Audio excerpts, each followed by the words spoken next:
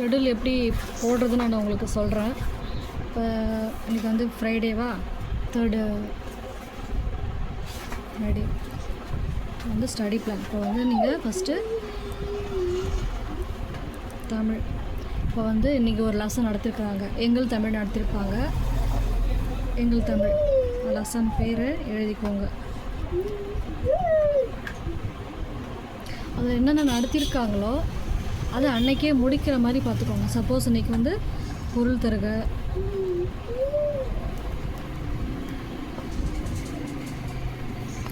அப்புறம் வினா விடை, சிறு வினா,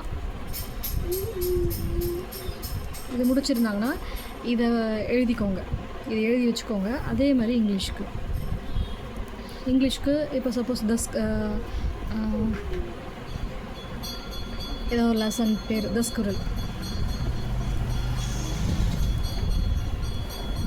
இதில் வந்து தஸ்குரல் வந்து கொஷின் ஆன்சர் 1 to 5 அப்படி இருக்குன்னா 1 to 3 அது கொஷினோட எப்படி கொஷின் எவ்வளோ பெருசாக இருக்குன்னு பார்த்து அதுக்கு தகுந்த மாதிரி 1 to 3 இன்றைக்கி அது மாதிரி இன்றைக்கி பிளான் பண்ணிக்கோங்க. டோட்டலாக 1 to 5 கொஷின்ஸ் இருக்குது. 1 to 3 வந்து நீங்கள் இன்றைக்கி ஃபினிஷ் பண்ண வேண்டியது. அதே மாதிரி மேக்ஸ்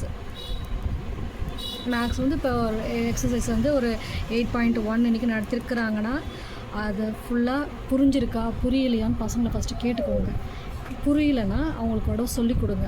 புரிஞ்சிடுச்சு அப்படின்னா அவங்கள ஒரு சம்மை கொடுத்து அவங்களையே சொல்லுங்கள். அந்த சம்மை காட்டி இதெல்லாம் எப்படி வந்துச்சு, இந்த ஸ்டெப்ஸ்லாம் எப்படி வந்துச்சு, என்ன ஃபார்முலா அப்ளை பண்ணாங்கன்னு அது பண்ண சொல்லுங்கள். அப்படி பண்ணிட்டாங்களோ அவங்க ஃபுல்லாக அந்த டெஸ்ட்டு கொடுத்துருங்க. மேக்ஸ் மட்டும் அன்னன்னைக்கு டெஸ்ட்டு கொடுத்துருங்க. மேக்ஸ் வந்து மறந்துடும், சீக்கிரமாக மறந்துடும். எவ்வளோக்கு எவ்வளோ அவங்க போட்டு பார்க்குறாங்களோ அவ்வளோக்கு அவ்வளோ அவங்க தரவாக இருப்பாங்க.